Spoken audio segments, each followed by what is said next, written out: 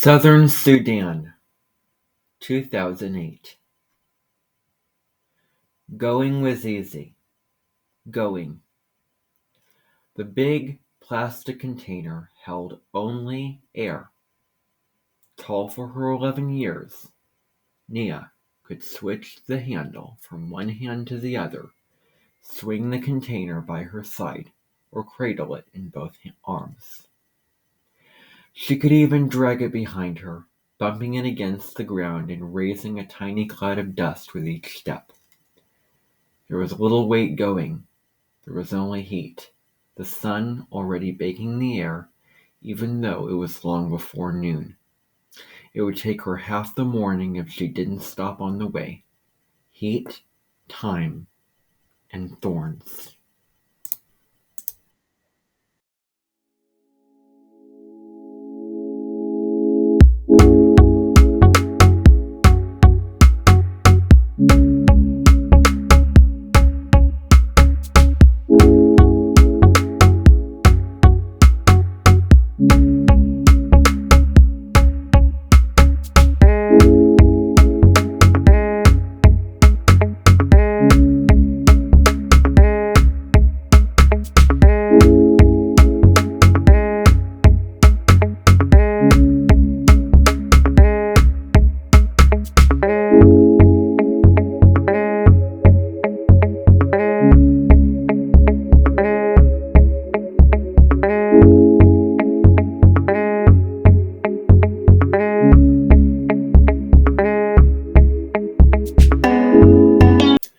A Long Walk to Water, Chapter 1.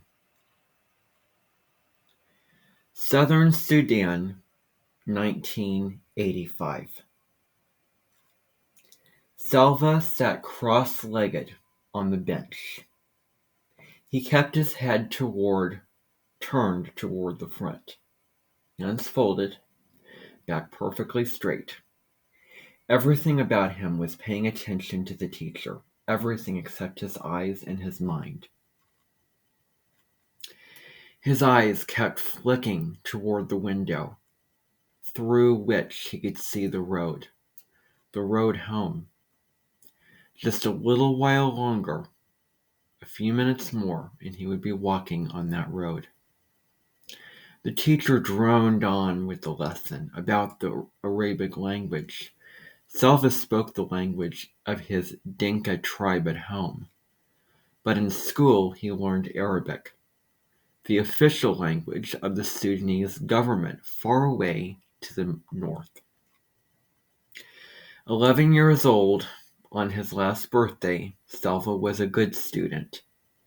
He already knew the lesson, which was why he was letting his mind wander down the road ahead of his body.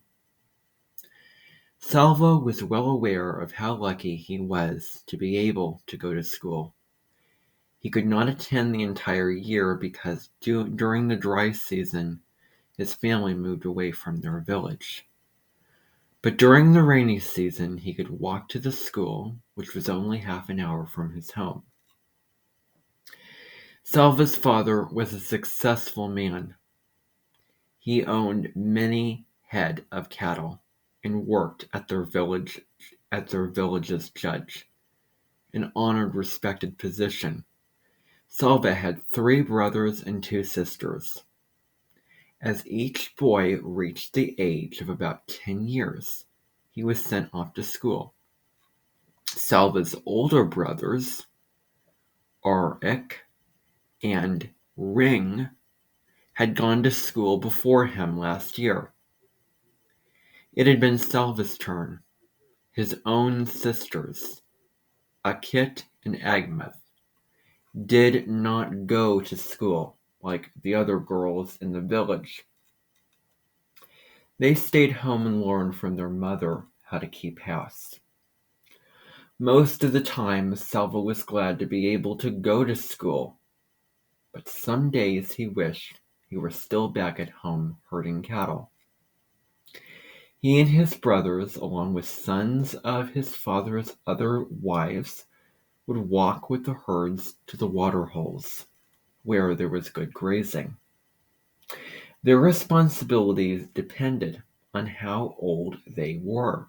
Salva's younger brother, Cool, was taking care of just one cow.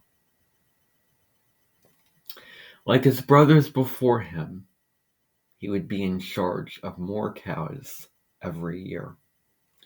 Before Salva had begun going to school, he had helped look after the entire herd and his younger brother as well.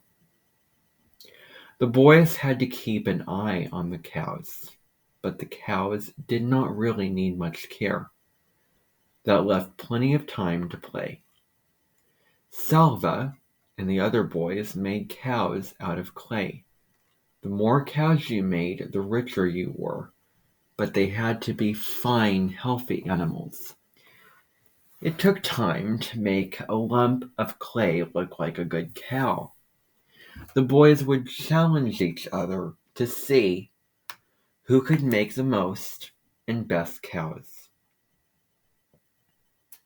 Other times, they would practice with their bows and arrows, shooting at small animals or birds. They weren't very good at this yet, but once in a while they got lucky. Those were the best days. When one of them managed to kill a ground squirrel or a rabbit, a guinea hen or a goose, the boys' aimless play halted, and there was suddenly a lot of work to do. Some of them gathered wood to build a fire. Others helped clean and dress the animal. Then they roasted it on the fire. None of this took place quietly. Salva had his own opinion of how the fire should be built and how long the meat needed to cook, and so did each of the others. The fire needs to be bigger. It won't last long enough. We need more wood. No, it's big enough already. Quick, turn it over before it's ruined. The juices dripped and sizzled. A delicious smell filled the air. Finally, they couldn't wait 1 second longer. There was only enough for each boy to have a few bites. But oh, how delicious those bites were. Salva swallowed and turned his eyes back toward the teacher. He wished he hadn't recalled those times because the memories made him hungry. Milk. When he got home, he would have a bowl of fresh milk, which would keep his belly full until supper time. He knew just how that would be. His mother would rise from her work grinding meal and walk around to the side of the house that faced the road. She would shade her eyes with one hand, searching for him. From far off, he would see her bright orange headscarf, and he would raise his arm in greeting. By the time he reached the house, she would have gone inside to make his bowl of milk ready for him. Crack! The noise had come from outside. Was it a gunshot? Or just a car backfiring? The teacher stopped talking for a moment. Every head in the room turned toward the window. Nothing. Silence. The teacher cleared his throat, which drew the boys' attention to the front of the room again. He continued the lesson from where he had left off. Then, crack, pop, pop, crack, ack. Gunfire. Everybody down, the teacher shouted. Some of the boys moved at once, ducking their heads and hunching over. Others sat frozen, their eyes and mouths open wide. Salva covered his head with his hands and looked from side to side in panic. The teacher edged his way along the wall to the window. He took a quick peek outside. The gunfire had stopped, but now people were shouting and running. Go quickly, all of you, the teacher said, his voice low and urgent. into the bush. Do you hear me? Not home. Don't run home. They will be going into the village. Stay away from the villages. Run into the bush. He went to the door and looked out again. Go, all of you, now. The war had started 2 years earlier. Salva did not understand much about it, but he knew that rebels from the southern part of Sudan, where he and his family lived, were fighting against the government, which was based in the north. Most of the people who lived in the north were Muslim, and the government wanted all of Sudan to become a Muslim country, a place where the beliefs of Islam were followed.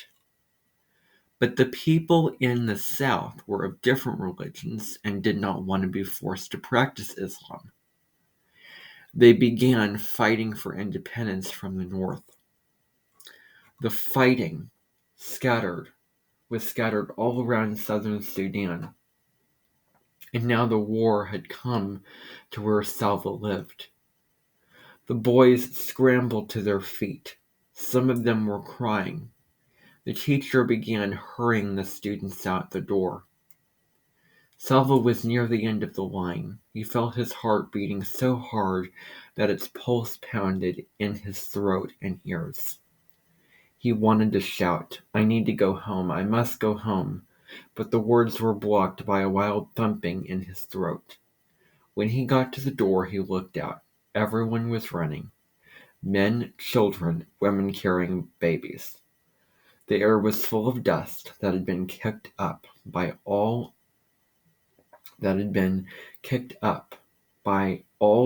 running feet.